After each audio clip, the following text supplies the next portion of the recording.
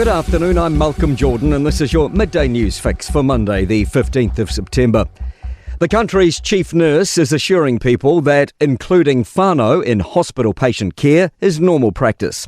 Health New Zealand's expanding family visiting hours to 24/7. The Nurses Union is concerned it's in response to staff shortages. But National Chief Nurse Nadine Gray told Newstalk ZB's Kerry Woodham Mornings this policy responds and guides the principles in the Healthy Futures Act and Te Tiriti o Waitangi. This is not unusual to have whānau supporting. This is about a nominated partner, perhaps a parent of a child, a family or a friend. So it's not like it's a big group of people. There's concerns Tom Phillips' children could be used as pawns to catch those who may have assisted him. Phillips, nearly 4 years on the run with his 3 children, ended after he was fatally shot by police after he fired at an officer.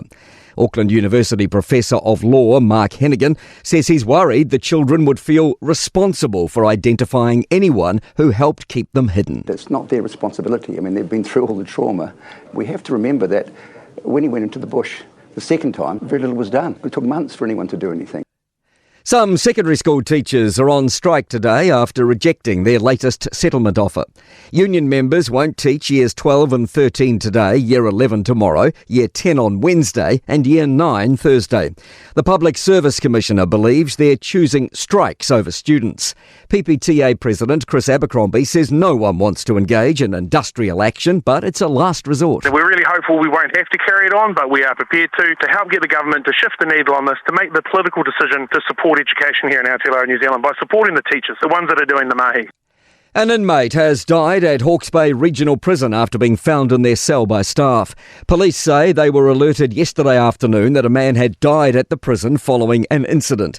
The Department of Corrections says the prisoner was in their cell at the time, and while staff made every effort to save him, he was unable to be revived. They're treating the death as unexplained. And police are investigating how a man became seriously hurt with unexplained injuries in Queenstown last night. He was found at the intersection of Moke Lake Road and Glenorchy Queenstown Road about 6 p.m. Discussions around sending more Kiwi police to the Pacific. Prime Minister Chris Luxon says the international drug trade is of concern across all Pacific nations, claiming it flows on to New Zealand's drug market. Luxon says discussions around a Pacific policing initiative are ongoing. He told Mike Hosking concerns about methamphetamine were a big part of talks at last week's Pacific Islands Forum. If you think about Tonga, Samoa, Fiji, Australia, New Zealand being really impacted by global meth trade, particularly with Mexican cartels, those are the kind of conversations we got into. Thousands have descended on Wellington's waterfront this morning to mark 50 years since the Māori language petition was presented to Parliament. To sport, Finn Allen, Devon Conway, Lockie Ferguson, Tim Seifert and Kane Williamson have agreed terms to play on New Zealand Cricket international casual playing contracts this season. 2 French players have been cited, one for an alleged bite during their Rugby World Cup quarter-final win over Ireland. Bragging rights for the blue half of Manchester. City have beaten United 3-0 in their Premier League football derby.